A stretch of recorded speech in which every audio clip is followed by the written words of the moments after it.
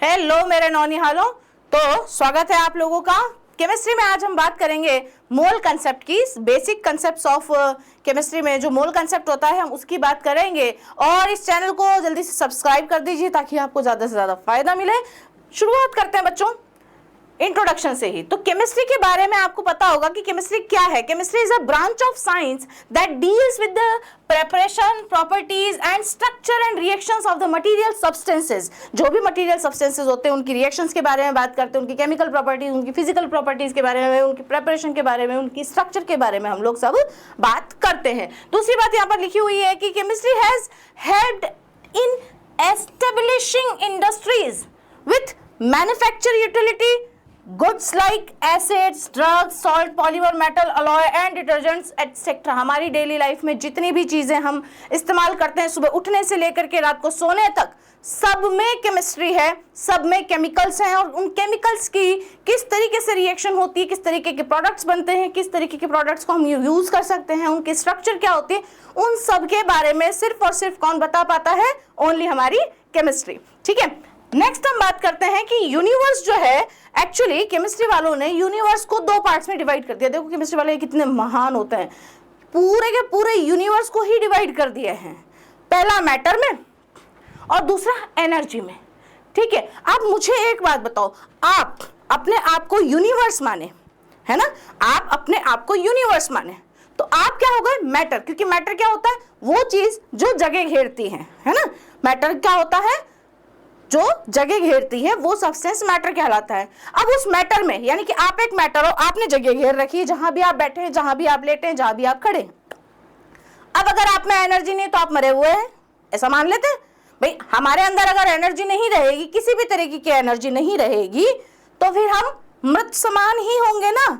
तो हमारे लिए एनर्जी भी जरूरी है, मैटर होने के साथ साथ एनर्जी भी जरूरी है। और सोचो अगर आपके पास में मैटर नहीं है, मतलब आप जो व्यक्ति हैं आप मैटर नहीं है, सिर्फ एनर्जी एनर्जी है, तो फिर तो लोग आपसे डर जाएंगे, भटकती आत्मा, है ना। तो ऐसा काम नहीं करना। यूनिवर्स जो है वो मैटर और एनर्जी में डिवाइडेड है। तो मैटर क्या होता है? Anything that occupies is mass, that occupies is space and having a mass is known as matter. ठीक है, फिर फिजिकल क्लासिफिकेशन की बात कर लेते हैं। मैटर भी तीन टाइप का होता है साहब। हमें क्या करना है? हमने बिल्कुल वो पुरानी वाली जो रणनीति है ना वही अपनानी है हमारे सिलेबस को क्रैक करने के लिए भी। Divide and rule. आप सिलेबस को भी डिवाइड कर लीजिए छोटे छोटे पार्ट्स में, छोटे छोटे गोल्स बनाइए और उनको आप क्रैक करते जाइए जल्दी से, और इजीली आपका जो एम है वो आप अचीव कर पाएंगे। बिल्कुल उसी तरीके से हम लोगों ने यहाँ पर मैटर को भी तीन पार्ट्स में डिवाइड किया है, solid, liquid and gas. Okay, अब सॉलिड, लिक्विड एंड गैस की अगर हम बात करें तो सॉलिड्स क्या होता है, लिक्विड्स क्या होता है, गैस क्या होता है, ये हम छोटी क्लासेस में पढ़ चुके हैं। क्योंकि solids have definite mass, liquids also have definite mass and gases also have definite मास। यानी कि अगर मास की बात हो रही है तो तीनों ही टाइप के जो मैटर्स हैं सभी के पास में डेफिनेट मास होता है। सॉलिड्स का डेफिनेट वॉल्यूम होता है, लिक्विड्स का भी डेफिनेट वॉल्यूम होता है, बट गैसेस का कोई डेफिनेट वॉल्यूम नहीं होता है। इनका डेफिनेट शेप होता है बट इन दोनों का डेफिनेट शेप नहीं होता है। जिस पात्र में आप डाल देंगे, जिस वेसल में आप इसको लिक्विड को और गैस को आप डाल देंगे वो उसी का आकार ले लेगा। नेक्स्ट है स्ट्रॉन्गेस्ट इंटरपार्टिकल अट्रैक्शन। देखो आप सॉलिड के पार्टिकल्स कितने एक दूसरे को पैक करके रखते हैं, एक दूसरे के अंदर ऐसे घुले मिले हुए होते हैं, यानी कि there are very strong interparticle forces, है ना। फोर्सेस यानी कि अट्रैक्शन फोर्सेस। और यहाँ पर अगर बात करें तो लिक्विड्स में थोड़े होते हैं बट थोड़े मॉडरेट टाइप के होते हैं, सॉलिड से थोड़े कम होते हैं, गैसेस से थोड़े से ज्यादा होते हैं, but gases they are negligible, है ना। इनमें इंटरपार्टिकल जो अट्रैक्शन होता है वो बिल्कुल नेग्लिजिबल होता है। हाइड्रोजन का एक पार्टिकल यहाँ दिखेगा तो दूसरा वहां हो सकता है, क्योंकि दिख तो रहा ही नहीं है। नेक्स्ट बात करते हैं हम लोग सॉलिड, लिक्विड, गैस के बाद में केमिकल क्लासिफिकेशन की। तो मैटर जो है अब इसको और दो पार्ट्स में हमने केमिस्ट्री के बिहाफ पर डिवाइड किया है। कैसे? एक तो होते हैं बेटे प्योर सब्सटेंसेस और एक होते हैं मिक्सचर्स। ठीक है, अभी प्योर सब्सटेंसेस में आपके एलिमेंट्स और कंपाउंड्स दोनों आते हैं। एलिमेंट्स कैसे? जैसे पीरियडिक टेबल में आपने देखा होगा 1 से लेकर के 118 तक के एलिमेंट्स जो हैं वो हमने अरेंज करके रखे हुए हैं, तो they are also known as pure substances. यानी कि पीरियडिक टेबल की बात करें या जस्ट बात करें कि हाइड्रोजन अगर लिख दिया है तो इसमें हाइड्रोजन के अलावा और कोई भी एलिमेंट प्रेजेंट नहीं होगा, नॉट ऑक्सीजन, नॉट नाइट्रोजन, कुछ भी प्रेजेंट नहीं होगा, ओनली हाइड्रोजन। तो फिर ये क्या है हमारा प्योर सब्सटेंस।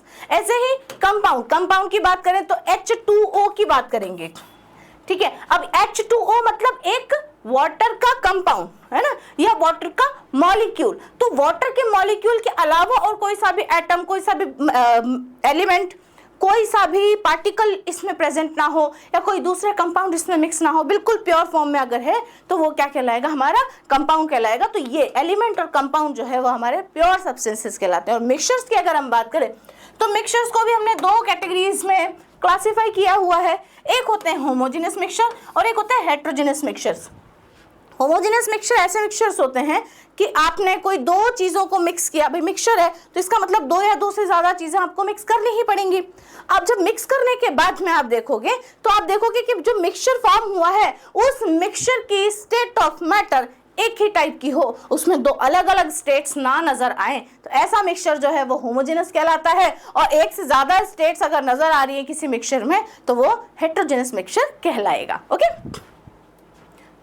तो मैटर में पहले बात करेंगे हम प्योर सब्सटेंसेस की थोड़ी डिटेल में, है ना।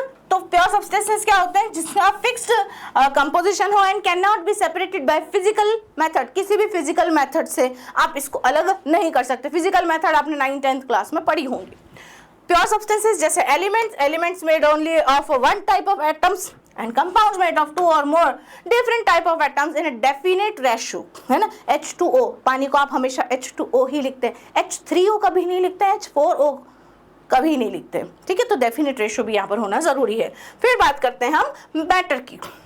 मैटर को हमने मिक्सचर्स में भी डिवाइड किया था। तो मिक्सचर क्या होता है, मिक्सचर कंटेन्स टू और मोर substances present in it in any ratio.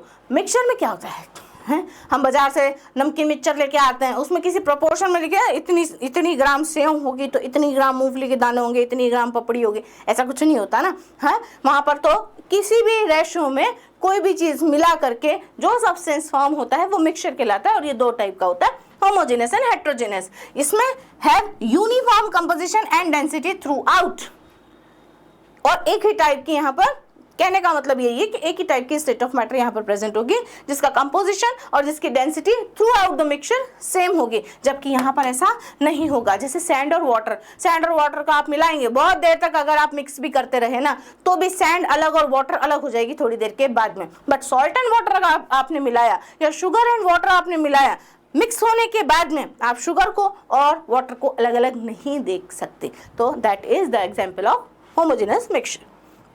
Next है, अब हम बात करेंगे लॉज ऑफ केमिकल कंपोजिशन की। अब ये लॉज ऑफ केमिकल कंपोजिशन वैसे तो आप लोग सबसे लास्ट में पढ़ते हैं, है ना। जब मोल कंसेप्ट चैप्टर हम लोग पढ़ रहे होते हैं तो लॉज ऑफ केमिकल कॉम्बिनेशंस मैंने देखा है सबसे लास्ट में पढ़ते हैं आप लोग, है। यहाँ मैं सबसे पहले इसलिए पढ़ा रही हूँ क्योंकि जो बच्चा आज पहली बार केमिस्ट्री पढ़ रहा होगा उस बच्चे को ये समझ में आना चाहिए कि केमिस्ट्री के जो आपने डिवीजन किए हैं यूनिवर्स के, मैटर के, उसके बाद में क्या होएगा उन एलिमेंट्स का, तो उसके बाद में सारी जानकारी जो है वो कहाँ से मिलेगी आपको, लॉज ऑफ केमिकल कॉम्बिनेशन से। अब लॉज ऑफ केमिकल कॉम्बिनेशन में पहला ही लॉ है हमारा है क्या,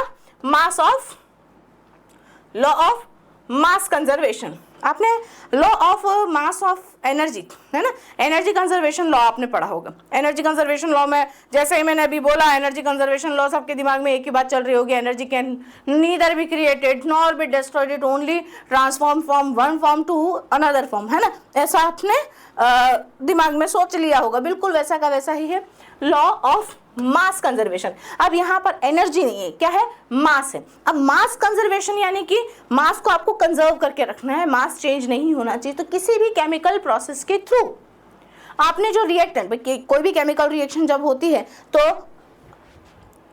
सिंगल हेडेड एरो के टेल साइड में क्या लिखा हुआ होता है या लेफ्ट साइड में क्या लिखे हुए होते हैं, रिएक्टेंट्स लिखे हुए होते हैं। And head of the arrow की साइड में आपको क्या दिखने को मिलेंगे, प्रोडक्ट्स देखने को मिलेंगे। तो जितना टोटल मास आपको यहाँ रिएक्टेंट साइड मिलेगा ना, सेम उतना का उतना ही मास आपको प्रोडक्ट साइड भी मिलना चाहिए। This is known as the law of mass of conservation. क्या लिखा हुआ है, according to this law the mass can neither be created nor be destroyed in all chemical and physical change, किसी भी chemical या फिजिकल चेंज में आपको मास जो है न तो बनता हुआ न खत्म होता हुआ नजर आएगा, जैसा है वैसा ही होना चाहिए। If the reactants are completely converted into products then the total mass of the reactant will be equal to the total mass of products. जैसे देखो आपने H2 और Cl2 को मिक्स करके रिएक्ट करवाया और रिएक्शन के बाद में आपको मिली ट्वाइस ऑफ HCl। यहाँ पर हाइड्रोजन का मास कितना है 2, क्योंकि हाइड्रोजन के 2 एटम्स है ना यहाँ पर, तो एक हाइड्रोजन का मास होता है 1, तो 2 हाइड्रोजन का कितना होगा 2। ऐसे ही क्लोरीन, 1 क्लोरीन एटम का मास कितना होता है 35.5। अभी दिमाग नहीं लगाना है, अगर किसी बच्चे को पता नहीं है कि इसका मास इतना होता है, हमें कैसे पता लगेगा, वो मैं आगे की क्लासेस में आप लोगों को बता दूंगी। बट अभी आपको ये पता होना चाहिए कि हाइड्रोजन के एक एटम का मास होता है 1 और क्लोरीन के एक एटम का मास होता है 35.5 एवरेज एटॉमिक मास। ओके, अब हाइड्रोजन के कितने एटम है 2, तो हाइड्रोजन का मास भी कितना हो जाएगा 2। क्लोरीन के कितने एटम्स है 2, तो क्लोरीन का टोटल मास भी यहाँ पर कितना हो जाएगा 71। और अगर इन दोनों ही रिएक्टेंट के मास को ऐड किया जाए then the mass of all the reactants present in this reaction will be 73 grams and the product formed in the reaction has also 73 gram of a mass। तो भाई बात क्या हो गई, 73 ग्राम ही यहाँ पर रिएक्टेंट लिए थे आपने और 73 ग्राम ही आपको क्या मिल गया यहाँ पर से प्रोडक्ट। तो the mass is neither created and not destroyed, हमेशा बना रहता है as it is in reactants and products. This is known as the law of mass conservation. अब जैसे एक एग्जाम्पल यहाँ से क्वेश्चन आ जाता है कई बार कि 6.85 grams of strontium hydroxide dot XH2O on heating gives 3.13 grams of anhydrous strontium hydroxide। Calculate x, ये जो x है ना इसका अमाउंट आपने कैलकुलेट करना है। तो आपको इसका अमाउंट कैलकुलेट करने के लिए मैं देती हूँ 2 मिनट, 2 मिनट तो ज्यादा हो जाएंगे, 1 मिनट में देती हूँ।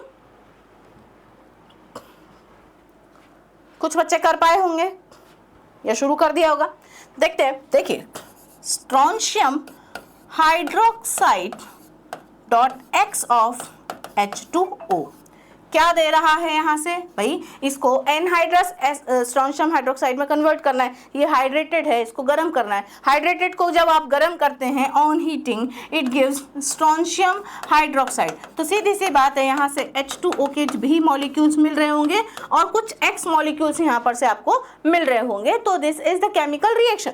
अब इस केमिकल रिएक्शन के बाद में आपको इस X की जो वैल्यू है वो फाइंड करनी है। Question is like that.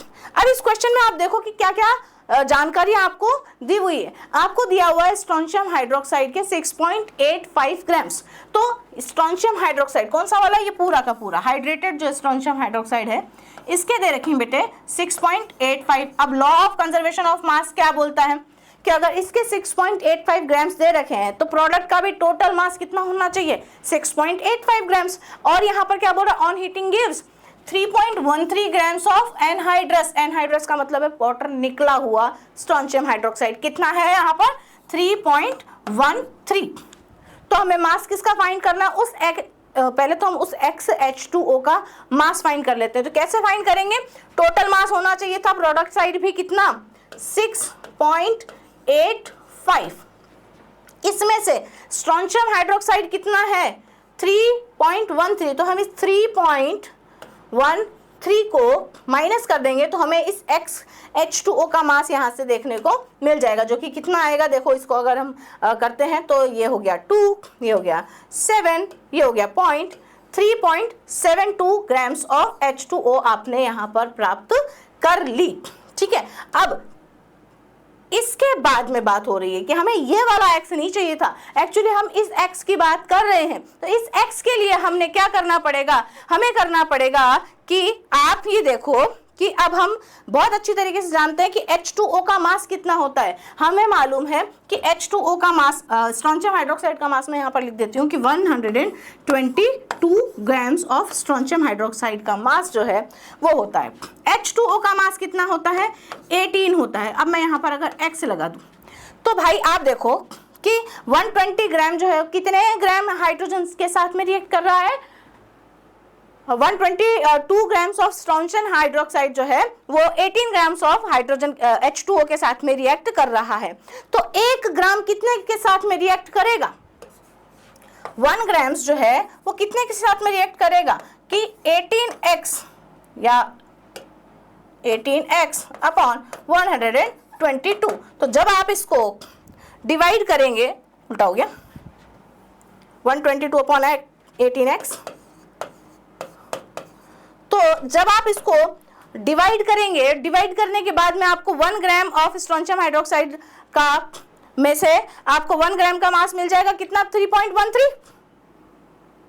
3.13, क्योंकि देखो स्ट्रोंशियम हाइड्रोक्साइड भी कितना मिला था आपको? 3.13। अब ये जो 3.13 मिला है, ये 3.13 ग्राम्स मिल रहा था इससे, 18 ग्राम्स, सॉरी मैं पहले ही ठीक लिखा था, 18x अपॉन 122 ग्राम से अगर 1 ग्राम इसके साथ में रिएक्ट करता है तो आपको कितना स्ट्रोंशियम हाइड्रोक्साइड मिला था?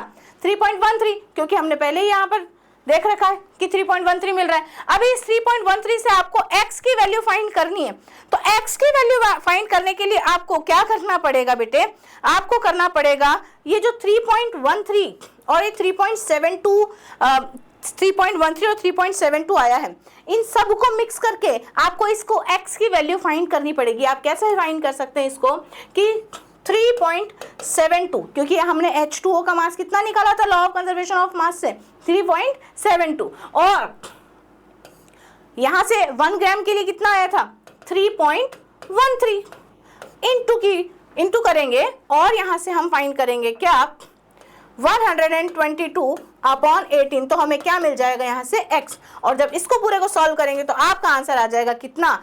8। तो द 8 ग्राम्स, या यहाँ पर आ जाएगा इसका फॉर्मूला कितना हो जाएगा स्ट्रोंशियम हाइड्रोक्साइड का? SrOH का होल ट्वाइस डॉट 8H2O। तो ये हमारा आंसर हो जाएगा। तो x की वैल्यू कितनी आएगी? 8। तो इस तरीके से थोड़ी सी मैथमेटिक्स लगा करके जेई वाले बच्चे इस क्वेश्चन को आराम से सॉल्व कर सकते हैं।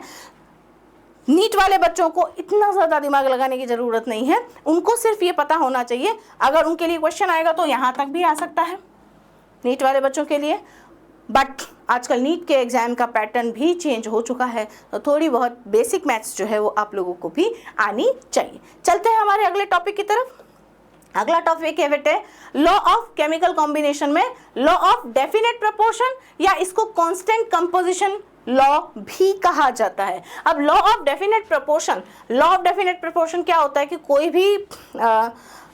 कोई भी मॉलिक्यूल या कोई भी सब्सटेंस का जो केमिकल फार्मूला है किसी भी सोर्स, यानी कि अगर हम वाटर का एग्जाम्पल ले लें, अगर हम एग्जाम्पल लेते हैं वाटर का, तो वाटर आपको किसी भी सोर्स से मिल सकता है। आपको टैप वाटर का भी, टैप से भी आपको वाटर सोर्स मिल सकता है, आपको रिवर से भी वाटर मिल सकता है, आपको सी वाटर भी मिल सकता है, आपको रेन वाटर भी मिल सकता है ना। वाटर चाहे किसी भी सोर्स से आ रहा है, इवन सीवेज वाटर भी,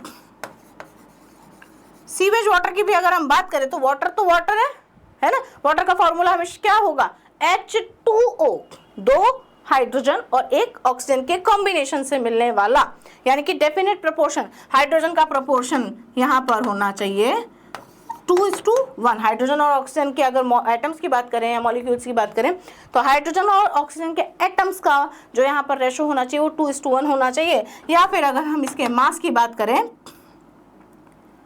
मास की अगर हम बात करें बच्चे, तो 2 mass of hydrogen react with 16 mass of oxygen. So the simple ratio will be 1:8. तो हमेशा H2O का जो मॉलिक्यूल होगा, चाहे वो किसी भी सोर्स से मिल रहा हो, उसका रेशो हमेशा कितना आएगा? 1:8। ठीक है। तो according to this law, a compound can be obtained from different sources but the ratio of each component by weight remains same. That means it does not depend on the method of its preparation. कैसे बन रहा है उससे कोई लेना देना नहीं है, बन क्या रहा है इससे लेना देना है, और जो भी बनेगा उसमें जो मास का रेशियो होगा वो कैसा होगा? हमेशा फिक्स होगा, और the source from which it has been obtained. ठीक है। एग्जाम्पल देखो, जैसे वही water can be obtained from different sources, जैसे कि टैप वाटर, जैसे कि रिवर वाटर, जैसे कि रेन वाटर। अभी वाटर तो वाटर है, वाटर का फॉर्मूला क्या होता है H2O, और इस H2O में हाइड्रोजन और ऑक्सीजन का रेशो कितना होता है बाय वेट 1:8। ओके, तो हमेशा 1:8 की ही रेशो में वाटर होगा यहाँ पर। वाटर के अलावा और भी जो सब्सटेंसेस हैं उनके लिए भी ये बात लागू होती है, सिर्फ वाटर का ही यहाँ पर एग्जाम्पल ऐसे ही ले लिया है। अभी देखिए एग्जाम्पल एक और है यहाँ पर, 1.80 grams of a certain metal burn in oxygen gave 3 grams of its oxide. Okay, 1.5 grams of the same metal heated in steam gave 2.50 grams of its oxide. Showed that these results illustrate the law of constant proportion. अब आपको law of constant proportion को यहाँ पर illustrate करना है। कैसे illustrate करेंगे आप ये देखिए, पहले तो क्वेश्चन को समझिए कि क्वेश्चन क्या बोल रहा है कि कोई भी एक मेटल है वो ऑक्सीजन के साथ में गर्म होकर के क्या बना रही है भाई, मेटल का ऑक्साइड बना रही है। ठीक है, अब कितना है 1.80 ग्राम ऑफ सर्टेन मेटल, है ना। मेटल कितना लिया था आपने 1.8 ग्राम, 1.80 grams of metal burn in oxygen and gave 3.0 gram of its oxide, है ना। ये मेटल है, ऑक्सीजन के साथ में बर्न होकर के ये क्या दे रही है, मेटल ऑक्साइड दे रही है। तो मेटल कितनी थी 1.8 और ऑक्साइड कितना दे रही थी 3 of its oxide and 1.50 gram of the same metal. अब देखो दूसरी रिएक्शन आ गई है ना। ये एक रिएक्शन थी, अभी दूसरी रिएक्शन बोल रही है क्या कि सेम मेटल को, है ना, हीट करेंगे स्टीम में हीट करने पर ये दे रही है इसके ऑक्साइड कितने 2.50 ग्राम्स, 2.50 ग्राम्स, और मेटल कितनी ली थी अगली वाले में 1.50 ग्राम्स।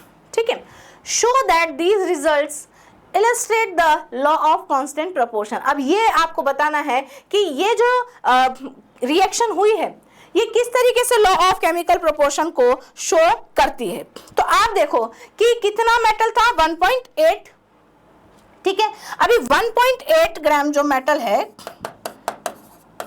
इससे मेटल ऑक्साइड कितना बन रहा है बेटे 3 ग्राम्स। अब क्या हो रहा है, यहाँ से आपको ऑक्सीजन के बारे में पता लगाना है कि ऑक्सीजन यहाँ पर कितना यूज हो रहा है। तो भैया 3 तो टोटल आपको मेटल ऑक्साइड मिला ही था, इसमें से अगर आप 1.8 को माइनस कर देंगे तो आपको कितना मिलेगा 1.2 ग्राम्स ऑफ ऑक्सीजन मिलेगा। अब यहाँ से मेटल और ऑक्सीजन दोनों का ही रेशो फाइंड कर लेते हैं इसमें, है ना।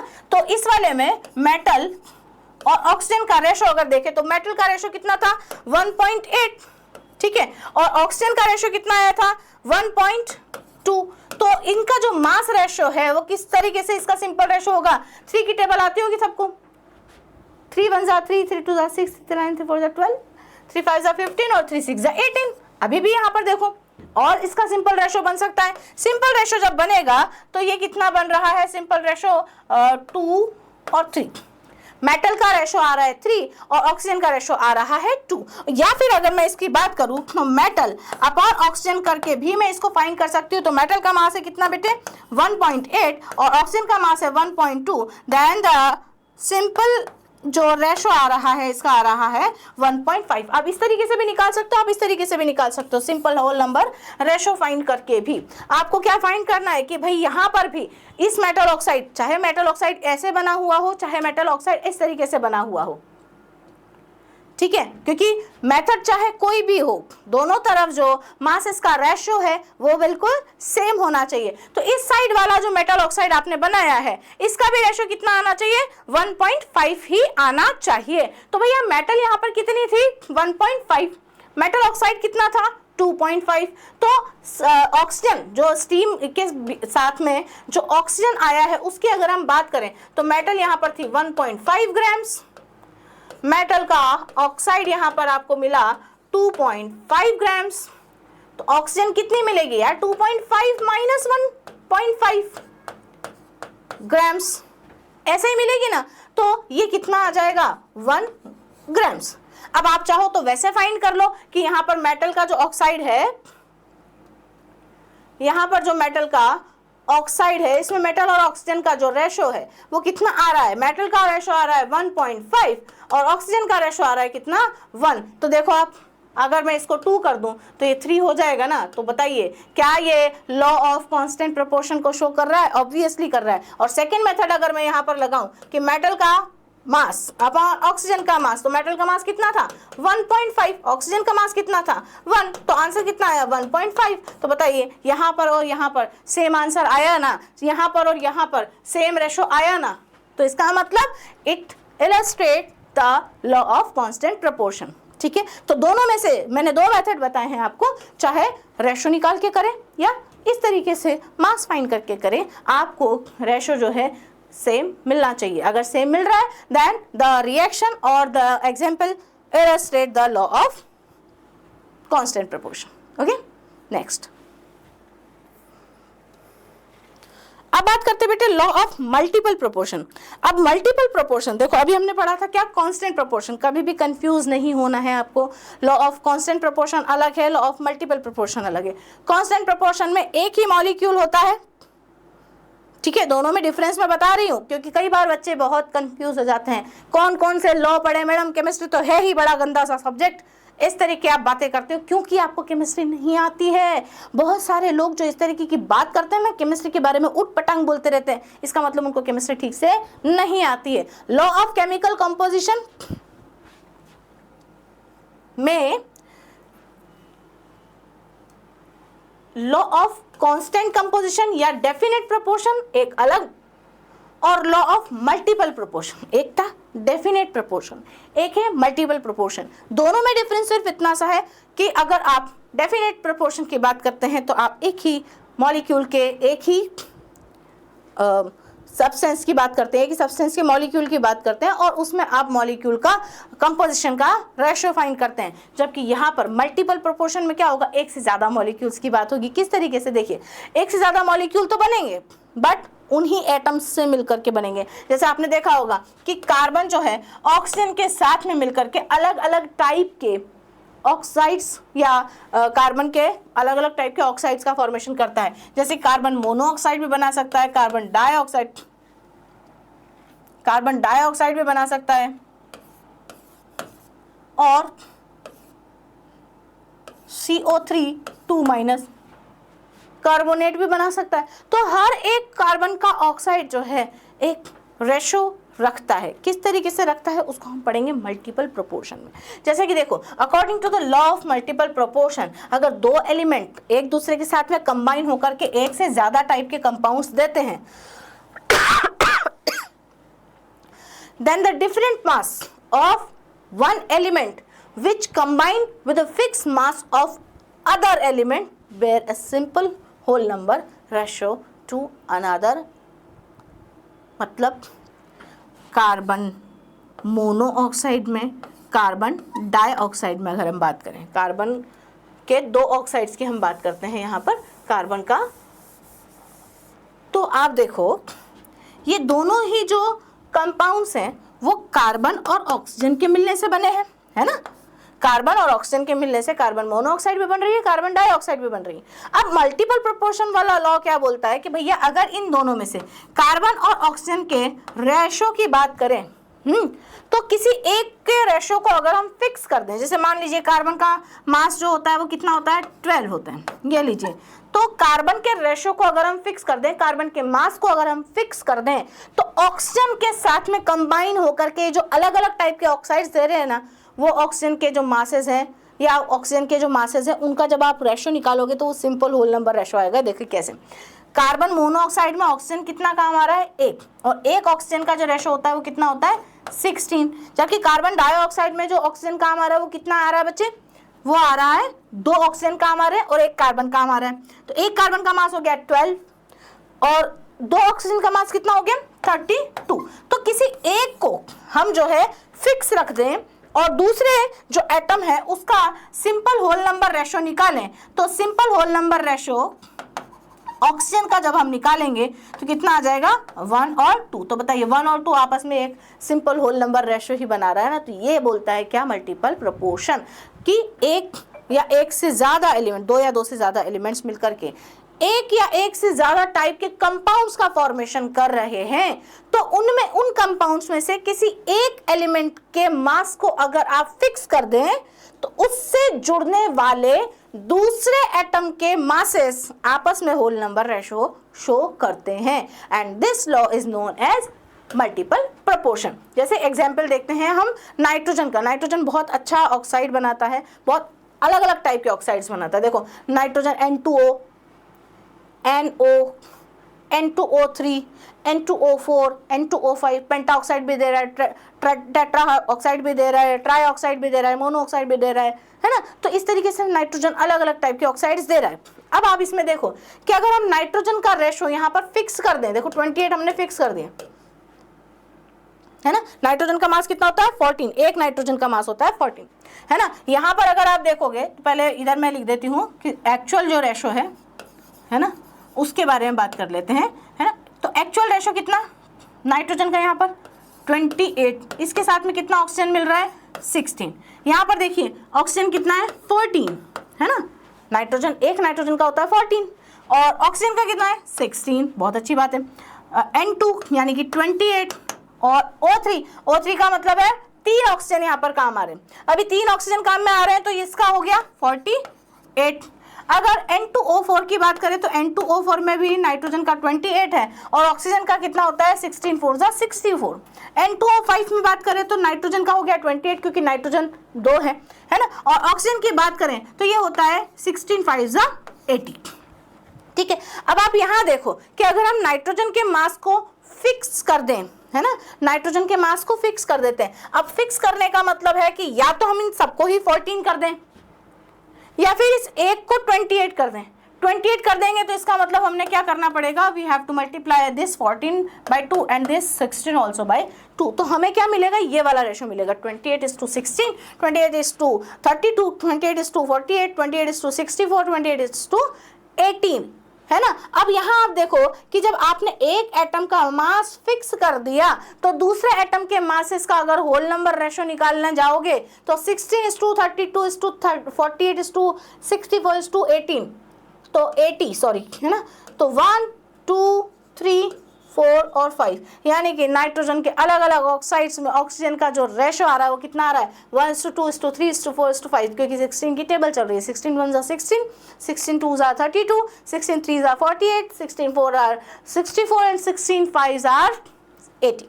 तो यही है आपका लॉ ऑफ मल्टीपल प्रोपोर्शन। तो weight of oxygen which combined with the fixed weight of nitrogen in these oxides are calculated as under, and it shows the multiple proportion law. Now एक और क्वेश्चन, मतलब actually क्या होता है कि हर एक law के बाद में क्वेश्चन देने का मतलब सिर्फ इतना सा है क्योंकि आप लोगों के माइंड में सिर्फ यही आता है कि हमारे पास में क्वेश्चन किस तरीके से आएगा। होता क्वेश्चन बैंक सभी के पास में, आप लोगों के पास में इस मल्टीपल प्रोपोर्शन को लेकर कम से कम 1000 क्वेश्चंस होंगे, बट उनको सॉल्व कैसे करना है यहाँ देखते हैं। कार्बन फॉर्म 2 ऑक्साइड्स, ये तो मैंने पहले ही बता दिया आप लोगों को। One contains 27.27% carbon and another contains 42.86% carbon.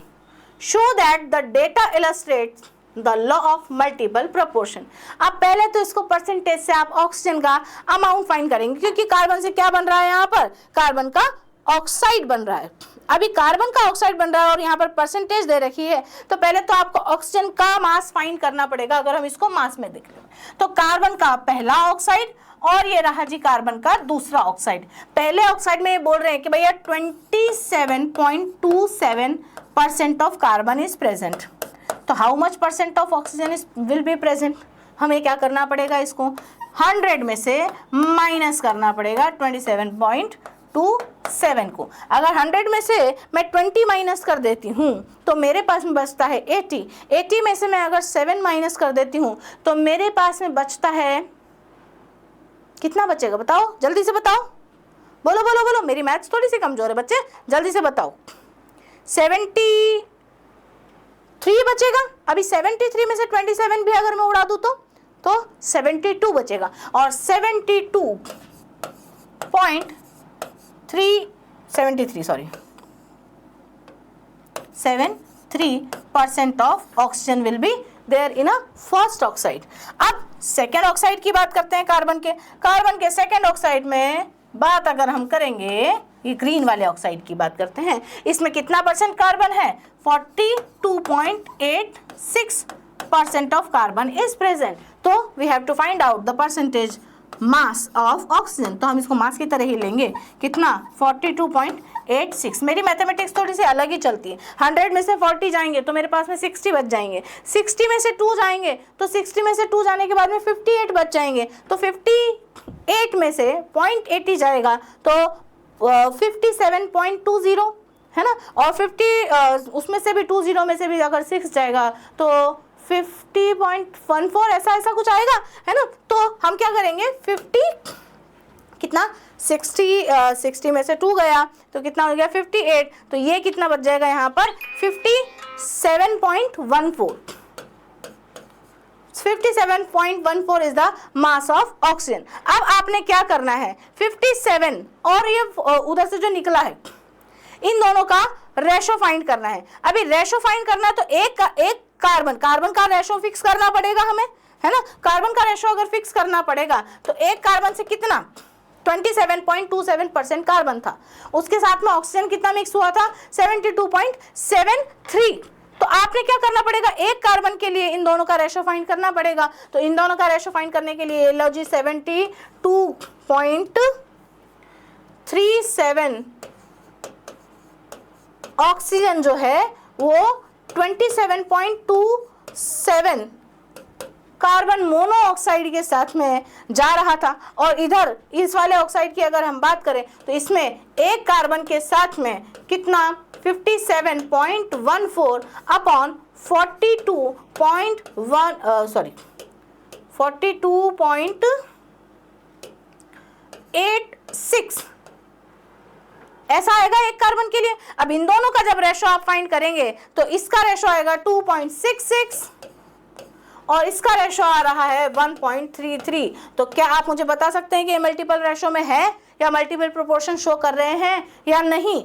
बिल्कुल कर रहे हैं। देखो, एक कार्बन 1% कार्बन की बात करें या 1 ग्राम कार्बन की बात अगर हम करें तो यहाँ पर आ रहा है 2.66 और वहाँ पर आ रहा है 1.33, और 1.33 में और 2.66 में जो सिंपल होल नंबर रेशो 1.33 में और 2.66 में जो रेशो आ रहा है वो भी कितना आ रहा है 1:2 का आ रहा है। तो भैया जब हमने किसी एक सब्सटेंस के मास को फिक्स कर दिया तो दूसरा जो सब्सटेंस है वो सिंपल होल नंबर रेशो में उसके साथ में मिक्स हो रहा है, तो वो मल्टीपल प्रोपोर्शन वाले लॉ को इलस्ट्रेट कर रहा है। ओके, नेक्स्ट बात करते हैं हम लॉ ऑफ केमिकल कॉम्बिनेशन में ही अब बात करेंगे हम gaseous volume, law of gaseous volume की। अभी लॉ ऑफ गैसियस वॉल्यूम क्या बोलता है कि जब कोई गैस है ना, according to this law when gases react to form a new gaseous product, जब गैसेस आपस में मिलकर के एक नया गैसियस प्रोडक्ट का फॉर्मेशन करती है, the ratio of the volume of gases reactant to the gaseous product is expressed as whole number ratio, all measurable being made under similar condition of temperature and pressure. Similar condition of temperature और pressure पे अगर आप कोई भी 2 या 2 से ज़्यादा gases react करवाते हैं तो जो बनने वाली जो गैस है उसका जो रेशो है volume of the gaseous reactant जो है वो गैसियस प्रोडक्ट से simple whole number ratio show करेगा। इसको भी एक एग्जांपल से हम देखते हैं कि पहली बात तो ये लॉ जो है गैसियस रिएक्शंस पर ही काम करता है ना, but not relate with mass, ही मास के साथ में कोई रिलेशन शो नहीं करता है। आप यहाँ पर देखो N2 3H2 के साथ में मिलकर के ट्वाइस ऑफ NH3 देती है, यानी कि हमेशा नाइट्रोजन का एक रेशो हाइड्रोजन के 3 रेशो के साथ में मिल करके हमेशा 2 रेशो ऑफ अमोनिया ही देगा। अब चाहे आप इस प्रोपोर्शन को किस भी फॉर्म में ले सकते हैं। आपको 4 नाइट्रोजन चाहिए तो हाइड्रोजन उसी के प्रोपोर्शन में 3 के मल्टीपल में मिलेगी और उसके ही मल्टीपल प्रोपोर्शन में आपको 2 के मल्टीपल प्रोपोर्शन में दोनों की रिएक्शन से आपको अमोनिया ही मिलेगा। ऐसा ये कहना चाहता है कि भाई एक रेशो नाइट्रोजन का 3 रेशो हाइड्रोजन के साथ में मिलकर के हमेशा 2 रेशो ऑफ अमोनिया ही देगा। और ये वॉल्यूम के बारे में बात कर रहा है। और कंडीशन क्या है, टेम्परेचर और प्रेशर चेंज नहीं होने चाहिए। ओके, तो ये है गैसियस लॉ। जैसे कि देखो 1 मोल या 1 volume of hydrogen 1 volume of chlorine के साथ में अगर मिलते हैं तो 2 वॉल्यूम्स ऑफ HCl देंगे। तो यहाँ पर सिंपल होल नंबर रेशो क्या बना, 1:2।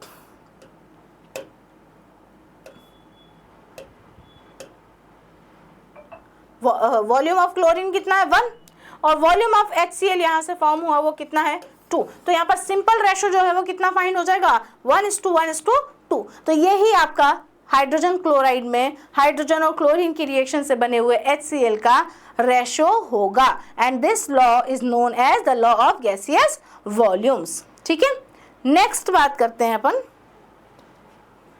लॉ ऑफ एवोगाड्रो की। एवोगाड्रोज लॉ जो है वो क्या बोलता है, equal volume of all gases contains equal number of molecules as temperature and pressure, same temperature और सेम प्रेशर, यानी कि टेम्परेचर और प्रेशर वाली कंडीशन कैसी हो गई है अब फिक्स। आपको ना तो टेम्परेचर चेंज करना है, ना बढ़ाना है, ना कम करना है। ऐसा ही आपको प्रेशर के साथ भी करना है, ना बढ़ाना है ना कम करना है। अब ये बोल रहे हैं अंकल एवोगाड्रो, ये बोल रहे हैं कि भैया ऑल गैसेस का जो इक्वल वॉल्यूम है ना, आप चाहे 1 वॉल्यूम ऑफ हाइड्रोजन ले लो, 1 वॉल्यूम ऑफ क्लोरीन ले लो, है ना, दोनों में बहुत डिफरेंस है ना। इसका मास है 1 और इसका मास कितना है 35.5, है ना। ऐसे ही 1 वॉल्यूम आप कोई सी भी गैस लो, आप कार्बन डाइऑक्साइड ही ले लो जी, ठीक है। सभी गैसेस है ना, चाहे हाइड्रोजन हो, चाहे क्लोरीन हो, चाहे कार्बन डाइऑक्साइड गैस हो, ये तो एटम्स की बात करेंगे और यहाँ पर मॉलिक्यूल, तीनों ही मॉलिक्यूल है। ये हाइड्रोजन का मॉलिक्यूल है, क्लोरीन का मॉलिक्यूल और कार्बन डाइऑक्साइड का मॉलिक्यूल है। अंकल एवोगाड्रो ये बोलते हैं कि भाई equal volume of all the gases contains, यहाँ पर जो नंबर ऑफ हाइड्रोजन एटम्स होंगे ना या नंबर ऑफ हाइड्रोजन मॉलिक्यूल्स होंगे, यहाँ पर नंबर ऑफ क्लोरीन होंगे और यहाँ पर जो नंबर ऑफ कार्बन डाइऑक्साइड होंगे, अगर वॉल्यूम सेम है ना तो इन सभी के नंबर भी कैसे होंगे, same number of hydrogen, same number of chlorine and same number of carbon dioxides are present in same volume of there, ठीक है, तो ऑफ देम सॉरी, है ना। तो 1 volume of hydrogen contains equal number of hydrogen with chlorine and carbon dioxide. तो यही आपका क्या है, एवोगाड्रोस लॉ। रेसिप्रोकल प्रोपोर्शन की बात करें, अब रेसिप्रोकल प्रोपोर्शन देखो उल्टा उल्टा है ना। If 2 elements A and B combine with another element C, they will combine with one another in the same ratio or a multiple or sub multiple of the ratio in which they combine with constant or a fixed weight of C। मतलब A और B आपस में मिलकर के मैं ऐसे triangle बनाऊंगी यहाँ पर, ट्रायंगल अलग अलग टाइप के, यहाँ पर कौन सा, रेसिप्रोकल प्रोपोर्शन में अलग अलग सब्सटेंसेस का ट्रायंगल। ए और बी अगर आपस में एक simple whole number ratio bear करते हैं और ये दोनों अलग अलग, ए भी सी के साथ में रिएक्ट करता है, बी भी अगर सी के साथ में रिएक्ट करता है, तो सी के साथ में रिएक्ट करने पर ए का रेशो भी चेंज नहीं होगा और बी का रेशो भी चेंज नहीं होगा। क्या बोल रहा है, if 2 elements A and B combine with another element C, they will combine with one another in the same ratio or a multiple or sub-multiple of the ratio in which they combine with constant or fixed weight of C। अरे भाई carbon, oxygen, hydrogen, अगर 3 atoms का example मैं अगर यहाँ पर लूँ तो कार्बन और ऑक्सीजन का जो मास है या कार्बन और ऑक्सीजन के कंबाइनिंग वेट्स जो हैं अगर वो हम लें तो आप देखो कि एक कार्बन 2 ऑक्सीजन के साथ में रिएक्ट कर रहा है ना, या इसके मास की बात करें तो 12 grams of carbon react with 16 grams of oxygen, ठीक है, ऐसी बात हो रही है। अब ये जो है हाइड्रोजन के साथ में मिक्स हो रहा है, तो आप देखो हाइड्रोजन के साथ में कार्बन और हाइड्रोजन दोनों मिलकर के क्या बना रहे हैं, CH4 यानी कि मीथेन बना रहे हैं। अब मीथेन में जो हाइड्रोजन का मास है, भाई कार्बन का मास तो कितना है 12 ग्राम, मीथेन में हाइड्रोजन का जो मास है वैसे तो हाइड्रोजन का मास है 1, एक हाइड्रोजन का मास है 1 और मीथेन में हाइड्रोजन का मास है कितना 4, ठीक है। ऐसे ही ऑक्सीजन भी हाइड्रोजन के साथ में रिएक्ट कर रहा है। अभी ऑक्सीजन अगर हाइड्रोजन के साथ में रिएक्ट कर रहा है तो ऑक्सीजन का मास कितना है 16, है ना, 16 ग्राम ऑक्सीजन अपन ने पहले ही ले रखा था और हाइड्रोजन का मास कितना है 2। तो आप देखो कि यहाँ पर ये इसके साथ में H2O में भी आपको ऑक्सीजन का मास कितना देखने को मिलेगा, 16, ठीक है। ऐसे ही कार्बन डाइऑक्साइड में भी आपको ऑक्सीजन का मास कितना देखने को मिलेगा, 16, और कार्बन का मास कितना देखने को मिलेगा, 12। यानी कि एक एटम दूसरे एटम के साथ में जिस प्रोपोर्शन में मिक्स हो रहा है कार्बन डाइऑक्साइड, अगर ये यहाँ पर इस तरीके से मिक्स हो रहा है तो कार्बन डाइऑक्साइड में कार्बन का, देखो कार्बन का और ऑक्सीजन का रेशो अगर देखें तो कंबाइनिंग रेशो कितना है, 12 और 32। ऐसे CH4 में कार्बन का और हाइड्रोजन का अगर रेशो देखें तो कितना है, 12:4। बट यहाँ पर दोनों में ही कार्बन का रेशो कितना आ रहा है, 12। तो भैया कार्बन चाहे हाइड्रोजन के साथ में रिएक्ट करे, कार्बन चाहे ऑक्सीजन के साथ में रिएक्ट करे, कंबाइनिंग रेशो जो है वो कैसा आएगा, बिल्कुल सेम। यही बात बोल रहा है क्या, लॉ ऑफ रेसिप्रोकल प्रोपोर्शन, कि एक एलिमेंट जब दूसरे एलिमेंट के साथ में जिस प्रोपोर्शन में मिक्स होता है तो वो दोनों अगर किसी तीसरे के साथ भी रिएक्ट कर रहे हैं तो सेम प्रोपोर्शन में ही रिएक्ट करेंगे। This law is known as reciprocal proportion. समझे बात को? तो consider 3 compounds, methane, carbon dioxide and water, methane, carbon dioxide and water. तो कंपाउंड CH4 कार्बन डाइऑक्साइड में कार्बन और हाइड्रोजन का रेशो, कार्बन और ऑक्सीजन का रेशो अगर निकाला है तो 12:4 आया, इधर 12:34 आया। तो कार्बन दोनों में ही कितना, 12 ही काम में आया है। तो hydrogen and oxygen react with carbon separately and form methane and carbon dioxide respectively. Next इसी के बारे में बात हो रही है। The ratio of different weights of hydrogen and oxygen are combined with fix weight of carbon is 4:32। वो भी कितना है, 1:8। तो बताओ कार्बन, हाइड्रोजन और ऑक्सीजन अगर आपस में मिक्स होकर के कोई कंपाउंड का फॉर्मेशन कर रहे हैं तो यहाँ पर 4:34 के रेशो में मिक्स हो रहे थे। अगर इसका भी सिंपल होल नंबर रेशो निकालेंगे कितना आएगा, 1:8। और 1:8 हमेशा किसका होता है, H2O का। ऐसे now hydrogen and oxygen combine to form water which the ratio of the weight of hydrogen to that of oxygen is, carbon के अलावा हाइड्रोजन और ऑक्सीजन अगर रिएक्ट कर रहे हैं और दूसरी मेथड में आप हाइड्रोजन और ऑक्सीजन का रेशो अगर निकाल रहे हो तो 2:16 आ रहा है। 2:16 में भी हाइड्रोजन का रेशो अगर सिंपल करेंगे H2O में जो रेशो आ रहा है 1:8, वही रेशो यहाँ पर भी कितना आ रहा है, 1:8। अगर इसको सिंपल होल नंबर रेशो में कन्वर्ट करते हैं तो from this the law of reciprocal proportion is illustrated as the ratio is same as that of the first ratio obtained. तो जो फर्स्ट रेशो होगा वही सेकेंड रेशो, मतलब किसी भी रेशो में आप कंपाउंड्स को मिक्स करके किसी भी टाइप का मॉलिक्यूल फॉर्म कर रहे हैं तो जब भी उनका सिंपल होल नंबर रेशो निकलेगा वो कैसा होगा, बिल्कुल सेम होगा। नेक्स्ट अब हम बात करते हैं mass of a single atom.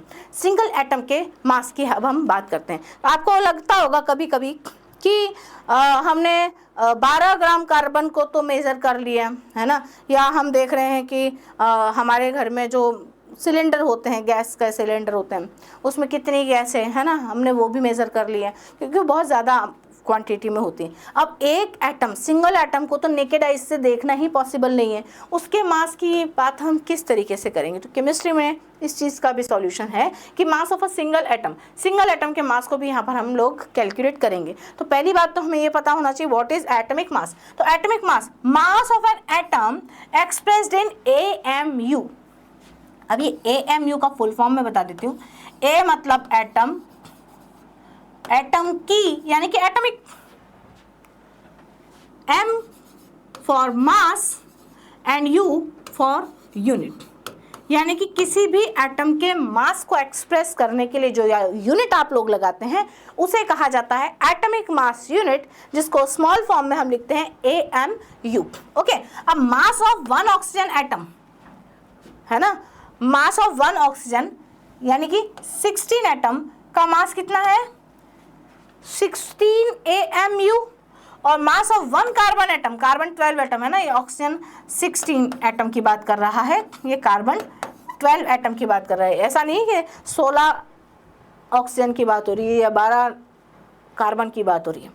ये इस आइसोटॉप, अलग अलग टाइप के आइसोटॉप्स होते हैं ना, उस आइसोटॉप के बारे में बात कर रहा है। कार्बन का 12 आइसोटॉप और ऑक्सीजन का 16 आइसोटॉप। तो इसका मास कितना होगा, 16 AMU, और इसका मास कितना होगा, 12 AMU, है ना। तो मुझे बताओ कि N14 एटम जो है इसका मास कितना होगा? ऑब्वियसली 14 AMU, है ना।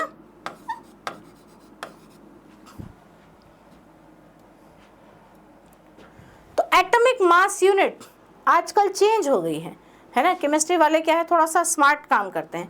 AMU क्यों लिखनी है? जब एक एटम के मास की बात हो रही है तो इसको यूनिफाइड मास क्यों नहीं कहते हैं? तो आजकल बात होती है यूनिफाइड मास, जिसे सिर्फ और सिर्फ U से डिनोट किया जाता है। यानी कि आप इस AMU को इस तरीके से 16U, 12U या 14U भी लिख सकते हो, ठीक है। अब atomic mass unit equal to 1/12 of the mass of carbon.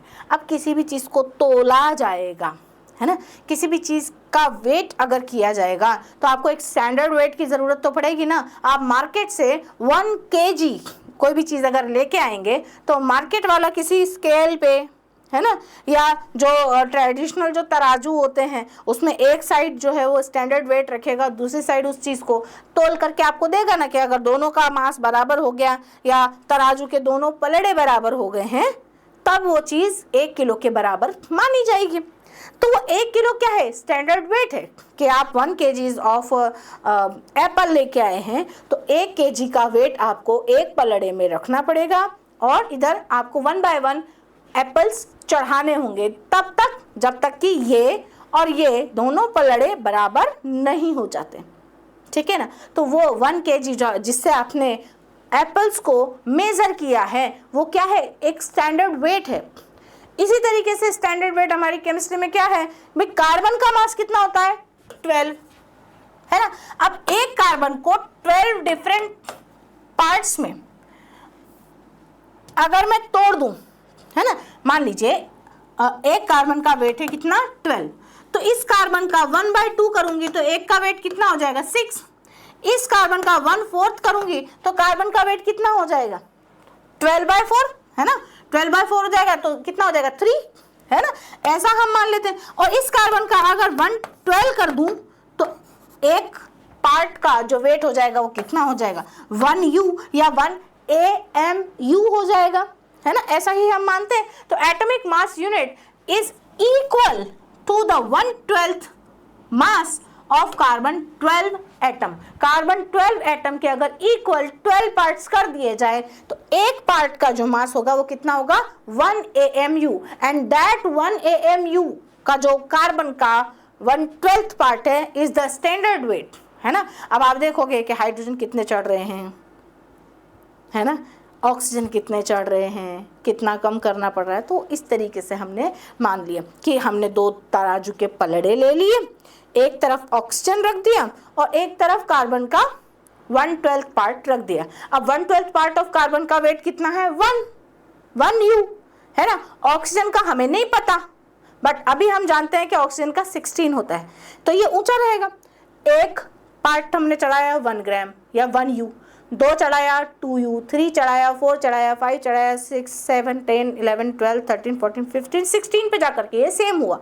तो इसका मतलब एक ऑक्सीजन को बराबर तराजू के दोनों पलड़े बराबर करने के लिए इधर कितने 1/12 पार्ट ऑफ कार्बन चढ़ाने पड़े? 16। So the 16U is the atomic weight या atomic mass unit of oxygen. इस तरीके से यहाँ पर एटॉमिक वेट्स को कैलकुलेट किया गया कि भाई कार्बन 12 है, इसके 1 2 3 4 5 6 7 8 9 10 11 12 इक्वल पार्ट्स किए तो हर एक पार्ट का जो मास था कितना था? 1 AMU, है ना।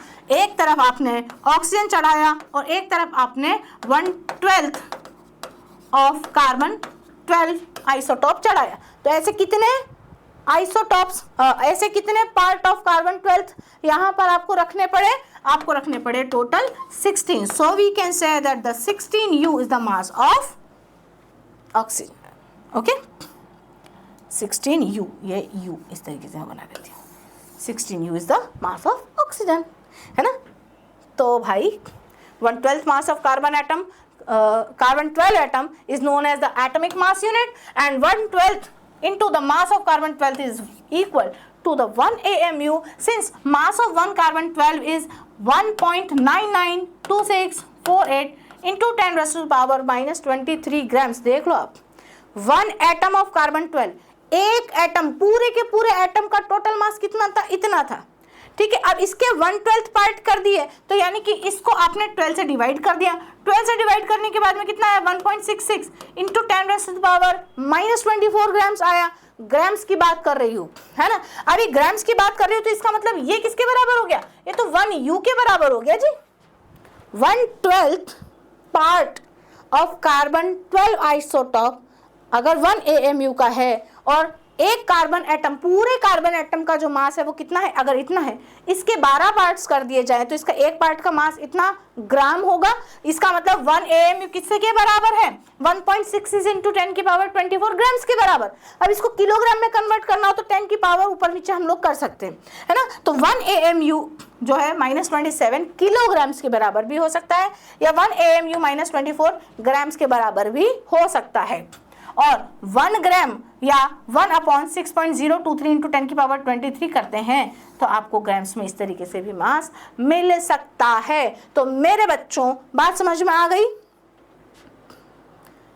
1/12 मास ऑफ कार्बन 12, है ना, 1/12 पार्ट ऑफ कार्बन 12 का पार्ट जो है वो 1 AMU के बराबर होता है, जिसका मास ग्राम्स में इतना और किलोग्राम्स में इतना होता है। ठीक है, और ये एक स्टैंडर्ड वेट है जो दूसरे एटम्स के मास को कैलकुलेट करने के काम में आता है।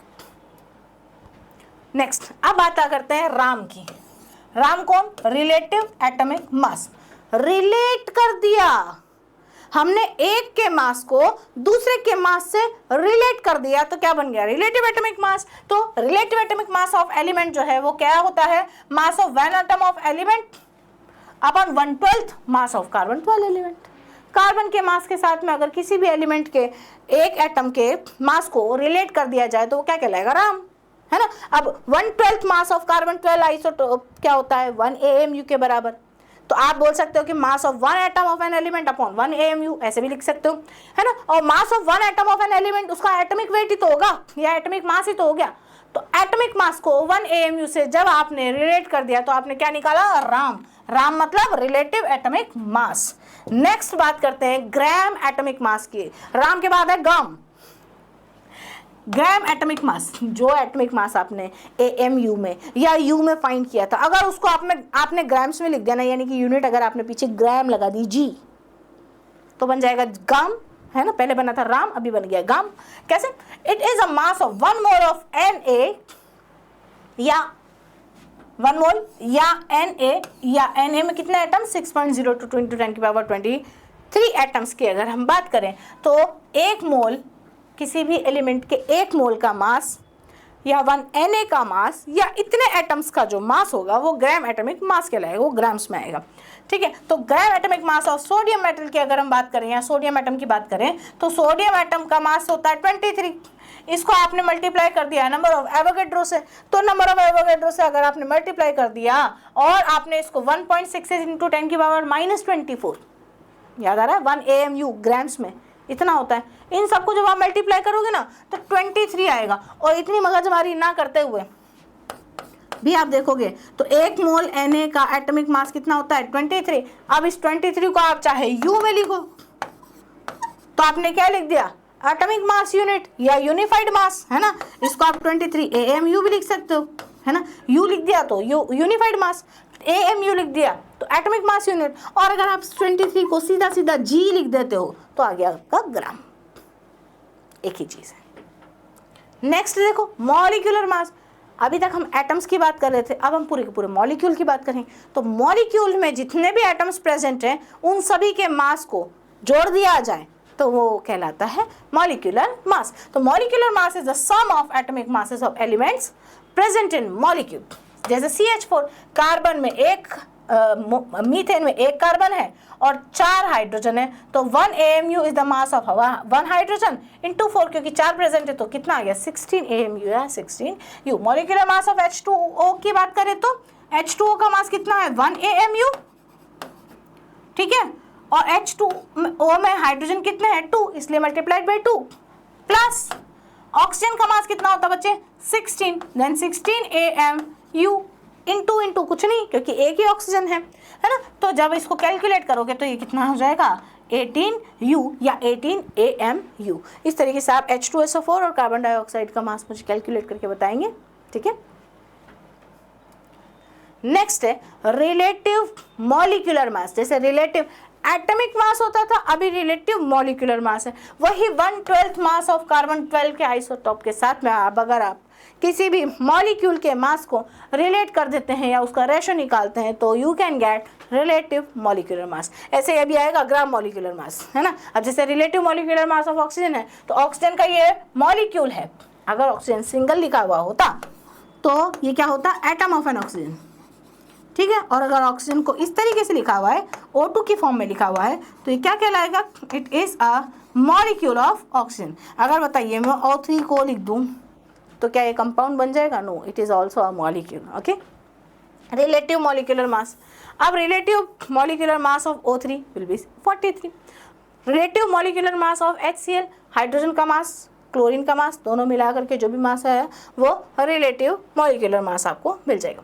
ना ग्राम मॉलिक्यूलर मास, ग्राम मॉलिक्यूलर मास वही सेम टू से मास के पीछे अगर आपने AMU या U के अलावा केवल ग्राम्स या G लगा दिया है then it will be gram molecular mass.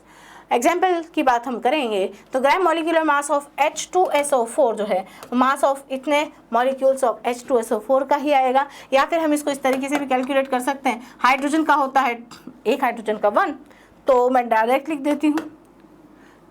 Sulphur का 32, एक ऑक्सीजन का 16, तो 4 ऑक्सीजन का 64, टोटल मिला के ये हो गया है आपका 98। तो 98U अगर आपने लिख दिया तो इसका आपने क्या निकाला, यूनिफाइड मास या ग्राम मॉलिक्यूलर मास। 98AMU आपने लिख दिया है तो ये भी आपका क्या है, राम है ना, रिलेटिव एटॉमिक रिलेटिव मॉलिक्यूलर मास, रिलेटिव मॉलिक्यूलर RMM है ना। और अगर आपने लिख दिया 98 ग्राम तो आपने क्या लिख दिया इसका, ग्राम molecular mass which is GMM। Now average atomic मास, अब एवरेज एटॉमिक मास क्या होते हैं, अलग अलग आइसोटॉप्स आपने देखे होंगे। हाइड्रोजन के 3 आइसोटॉप्स आप जानते हो कौन कौन से होते हैं। हाइड्रोजन के 3 आइसोटॉप्स आपके प्रोटियम, ड्यूटेरियम एंड ट्राइटियम होते हैं ना। अब प्रोटियम का मास जो होता है बच्चे वो देखो, 1H1 is the protium, 1H2 is the deuterium and 1H3 is tritium। अब आप देखो एक का 1, एक का 2, एक का 3, अब यहाँ तो लड़ाई हो जाएगी ना, है ना। लड़ाई हो जाएगी कि भैया मैं तो हाइड्रोजन हूँ, है ना, चाहे मैं प्रोटियम हूँ, चाहे मैं ड्यूटेरियम हूँ, चाहे मैं ट्राइटियम हूँ, मेरा मास तो 1 2 3 है ना। तो 3 बोलेगा नहीं मैं बड़ा हूँ, हाइड्रोजन का मास 3 रहेगा। ड्यूटेरियम बोलेगा नहीं मैं ना 1 हूँ ना 3 हूँ, मैं बीच में हूँ, एवरेज हूँ, तो गड़बड़ होने के चांसेस कम होंगे, है ना। तो हाइड्रोजन का मास कितना होना चाहिए, 2। और 1 वाला बोलता है नहीं छोटों को प्रायोरिटी देनी चाहिए आपको, है ना, छोटे बच्चों का भी ध्यान रखना चाहिए, मैं सबसे कम वाला मास हूँ, इसलिए अगर आगे मास बढ़ेंगे भी तो भी कोई चिंता नहीं है, इसलिए हाइड्रोजन का मास होना चाहिए 1। तो इस लड़ाई को खत्म करने के लिए हमने क्या फाइंड किया, हमने फाइंड किया बच्चे एवरेज एटॉमिक मास। अब एवरेज एटॉमिक मास में हमने क्या लिया कि अलग अलग आइसोटॉप अगर किसी एलिमेंट के फाइंड हो रहे हैं, जैसे आइसोटॉप Y के हैं Y1, Y2 और Y3, और प्रकृति में ये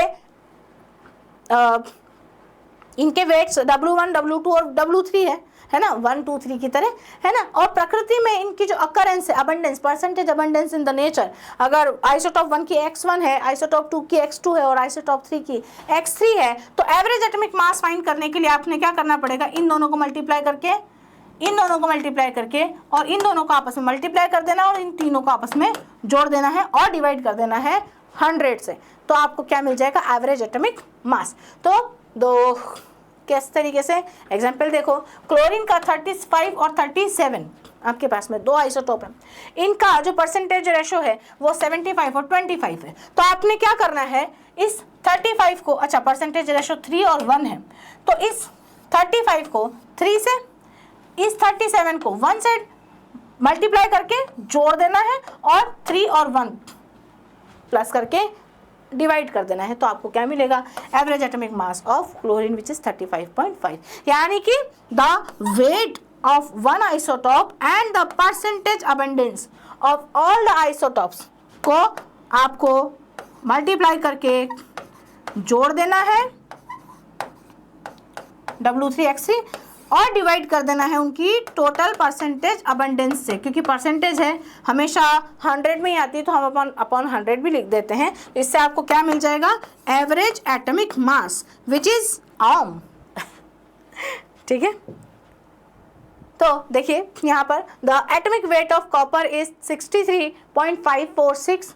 There are only two naturally occurring isotopes of copper, which is 63 and 65. The natural abundance of 63 isotope must be approximately, अभी देखो आपसे कैलकुलेशंस करवा रहे हैं, हमें पता है आम का फॉर्मूला अभी अपन ने देखा, क्या, percentage abundance of first isotope, percentage abundance and weight of first isotope. First isotope का वेट 63 है ना, और आपको इसकी परसेंटेज अबंडेंस मान लीजिए x, अब परसेंटेज तो 100 में होती है, यहाँ पर कितने हैं, आपको 2 आइसोटॉप मिल रहे हैं, तो ये अगर x है तो 65 वाला जो आपका आइसोटॉप है वो कितना होगा, 1 माइनस एक्स,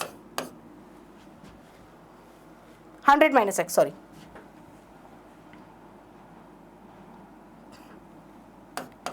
100 माइनस एक्स, बोलो इतना ही होगा, है ना।